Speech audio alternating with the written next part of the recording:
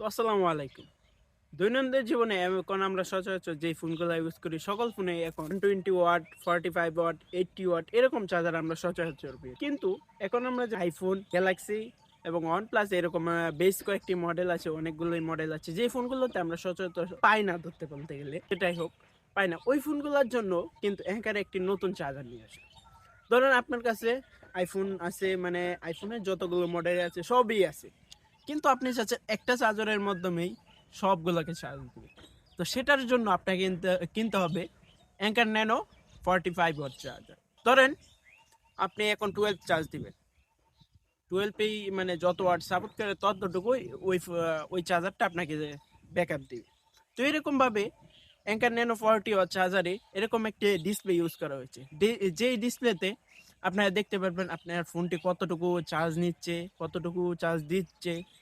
তো মানে ওভারঅল একটা ভালো দিক।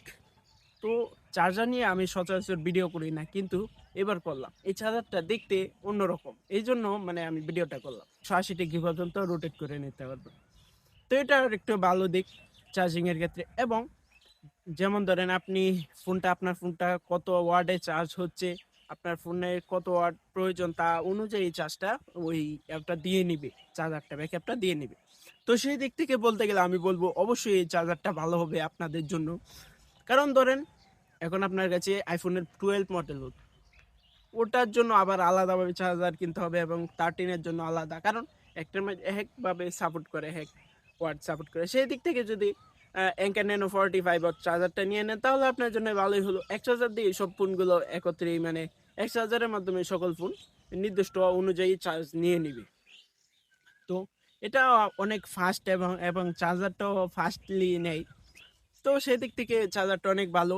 কিন্তু ভালো দিক আছে বললেই যে এটা ভালো হয়ে যাবে এরকম না। যেমন ভালো দিকের দিক থেকে এটা দিয়ে একটা ডিসপ্লে আছে এবং 180 ডিগ্রি রোটেট করা যায়, আরও অনেক কিছু।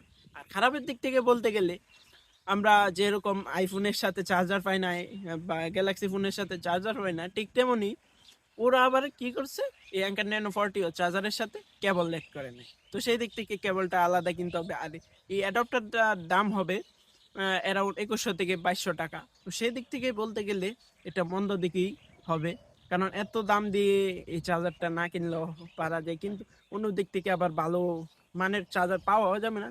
তো ভালো খারাপ মিলিয়ে, তো আপনার কাছে এই চার্জারটি কেমন লাগলো অবশ্যই কমেন্ট করে জানাবেন। আর নতুন কি ভিডিও চান সেটাই কমেন্টে বলে যাবেন। আর এই সরিষা ফুলের শুভেচ্ছা।